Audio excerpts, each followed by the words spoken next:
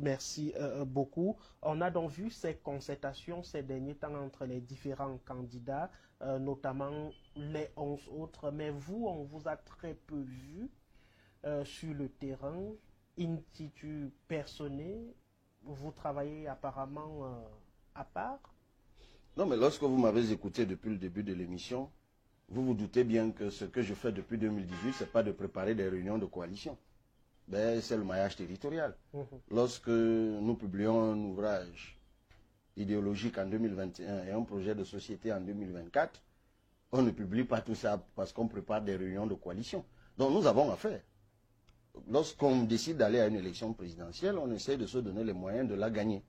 Ce qui ne veut pas dire que la mutualisation à laquelle nous tenons, et nous l'avons toujours dit, n'en vaut pas la peine. Mais pour aller droit à votre question, si vous ne nous avez pas vus dans certaines de ces concertations, c'est parce que dans certains cas, nous n'avons simplement pas été conviés, et c'est tout à fait normal. Pour que les gens se réunissent, il faut bien que quelqu'un en prenne l'initiative. Donc, celui qui en prend l'initiative invite qui il veut. Il y a aussi des cas où nous avons été invités, mais nous ne pensions pas que ce serait pertinent pour nous d'y aller. Je prends par exemple le cas de la réunion de Fumban. J'ai été formellement invité par Madame la Présidente Tomaïne Ndamdjea, mais je vous avoue, et je m'en suis d'ailleurs excusé auprès d'elle par la suite, que je n'avais même pas vu l'invitation qu'elle m'avait envoyée par WhatsApp, parce qu'en ce moment bien précis, nous étions en train de rédiger notre mémoire de défense au Conseil constitutionnel. Il ne faut pas oublier que cette réunion s'est tenue alors que nous, on était, en tout cas en ce qui me concerne, on n'était pas encore officiellement candidat parce que notre candidature avait été attaquée au Conseil constitutionnel. Donc, lorsque par la suite, elle nous a adressé l'invitation sur le suivi de ce qui avait été décidé à Fumban, j'ai pris la peine de lui dire, Madame la Présidente, je vous remercie pour l'invitation, mais n'ayant pas participé à ce qui s'est fait à Fumban, je ne peux pas aller au suivi.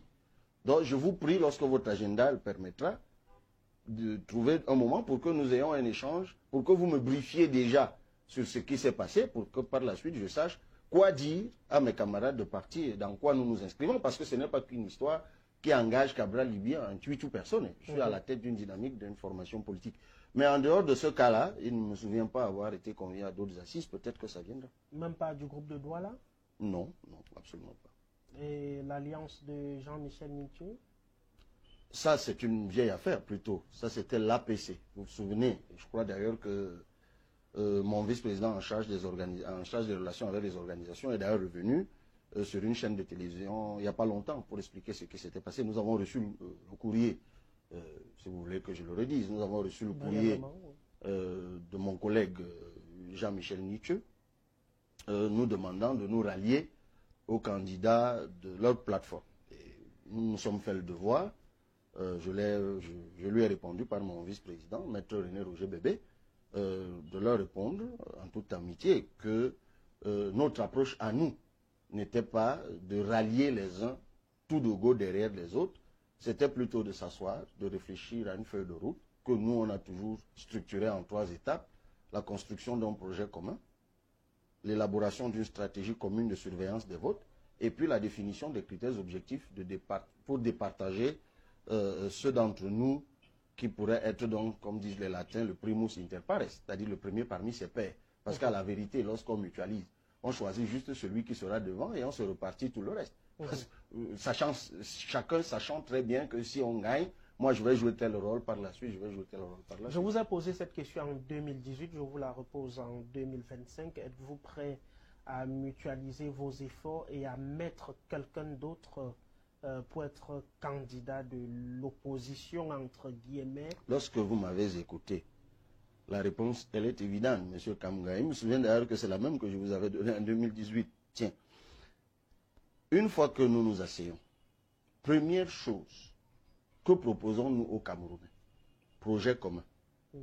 J'ai d'ailleurs vu que certaines des initiatives là ont adopté un peu ce schéma et c'est tant mieux. Je ne prétends pas en être l'inventeur ou quoi que ce soit, ou en avoir la chance d'appeler. Jusqu'ici, vous semblez évoluer en vase clos.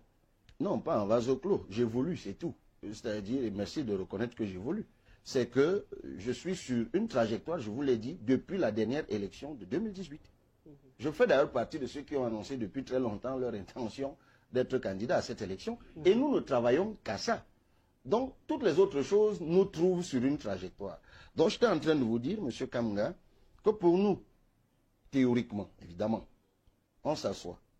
Nous avons le manifeste de la rupture et du progrès, qui est notre feuille de route, notre projet de société. Vous avez quoi? On pose tout ça sur la table. Quels sont les points qui nous fâchent?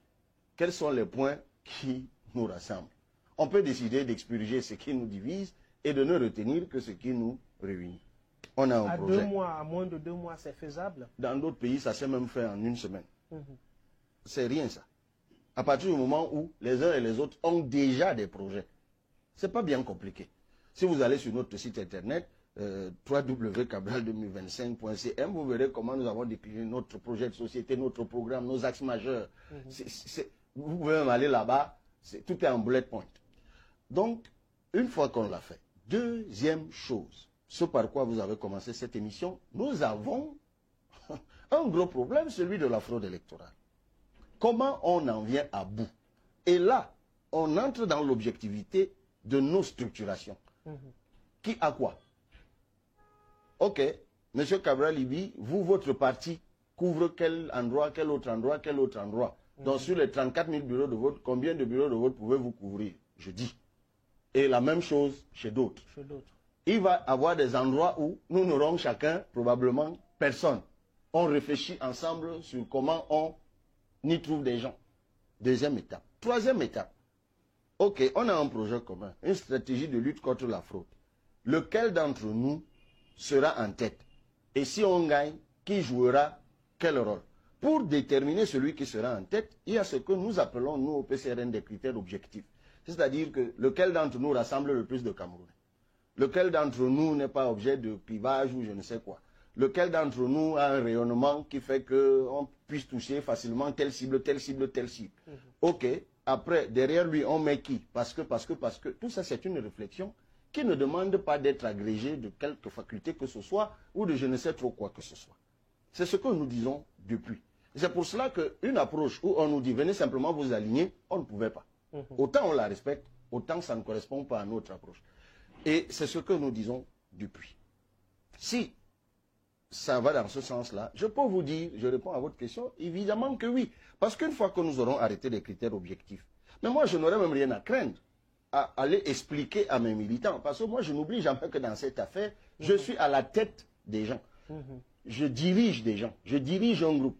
Et souvent ça fausse le débat, vous savez. Lorsque vous avez en face de vous un leader politique qui n'a pas beaucoup de gens à diriger, parfois la prise de décision pour lui est beaucoup plus facile. Il peut se lever à 8 heures et prendre une décision à 9 heures qu'il engage les quelques personnes qu'il peut contacter et qui le suivent. Moi, je suis dans une structure que je me suis investi d'ailleurs moi-même à consolider, de telle sorte que le pouvoir est diffus. Vous avez vu que même mon élection, même ma candidature à l'élection présidentielle, elle a fait l'objet d'une procédure interne, un appel à candidature lancé par le bureau politique. J'ai dû déposer pour mon propre parti un dossier de candidature qui est exactement comme le dossier qu'Eleka me demande. Et tous les autres qui voulaient aussi être candidats ont fait de même. Et cette commission a siégé sur la base des critères objectifs qui figurent et dans nos statuts et dans notre règlement intérieur. C'est sur cette base que j'ai été choisi. Donc, moi je dirige un groupe où je veux avoir des choses claires à leur dire. Et une fois qu'on arrive à ces conclusions-là, je peux dire à mes camarades, écoutez, au regard de tel élément, celui qui réunit le plus de critères favorables pour conduire victorieusement cette mutualisation, c'est un tel. Acceptons de jouer ce rôle, toutes les garanties sont données, on n'aura pas à le regretter. Et c'est pour cela que nous disons, et nous l'avons dit à l'ouverture de notre congrès en Kola-Famba récemment, que seuls des gens qui n'ont rien à perdre croient que cette affaire est une aventure. Lorsqu'on mise gros, et c'est le cas pour nous, on y va prudemment et méthodiquement. Vous avez parlé des aventuriers, beaucoup au sein de l'opinion publique vous taxent aujourd'hui de tous les noms. Nous ne saurions donc élaguer cette question-là. Ou l'éluder. Ou l'éluder. On va même plutôt l'élaguer. Vous faites partie des candidats dont une partie de l'opinion estime que vous avez été fabriqué, notamment en 2018, par le système en place pour contrecarrer à l'époque Maurice Kamto. Vous avez fait vos classes 2025.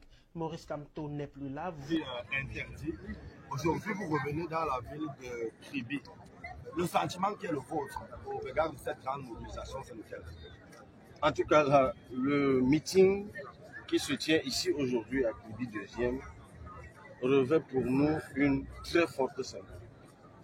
C'est exactement en interdisant notre congrès, le congrès de l'envol, tel que nous l'avions dénommé il y a 2 ans.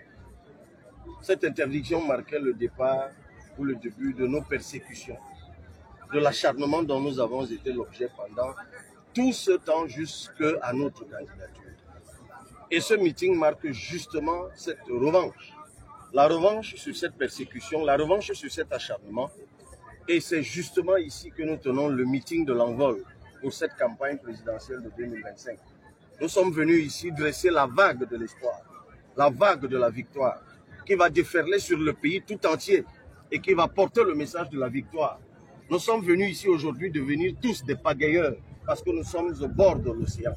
Et nous allons pagayer et nous allons conduire la pirogue de la victoire au nord, au sud, nous sommes déjà au sud, à l'est et à l'ouest. Et sans nul doute.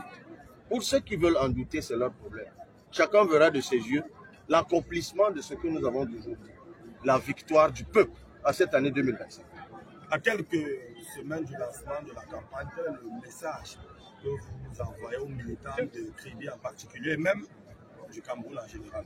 Pour Kribi en particulier, j'ai envie de leur dire de nous faire confiance. 4 heures pour arriver à Kribi.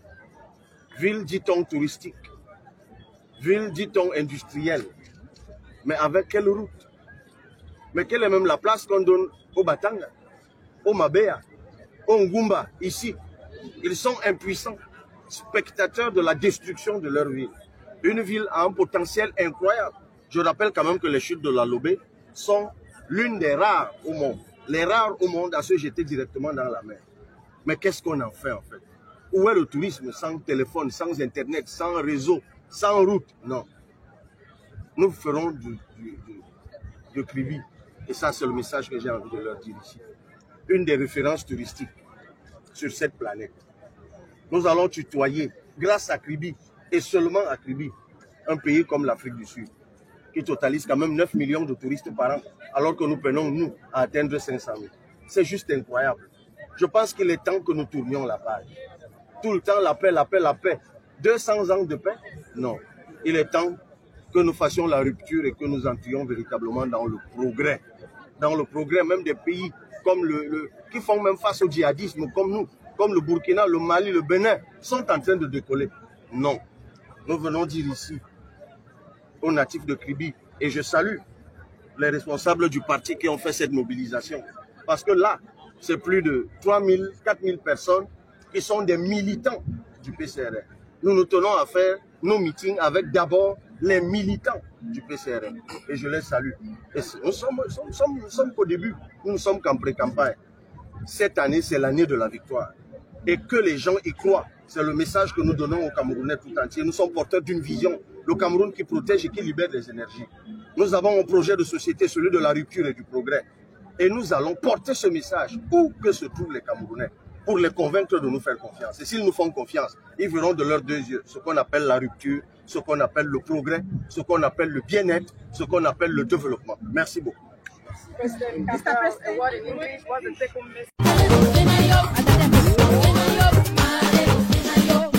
femme quand tu maltraites, un autre carré.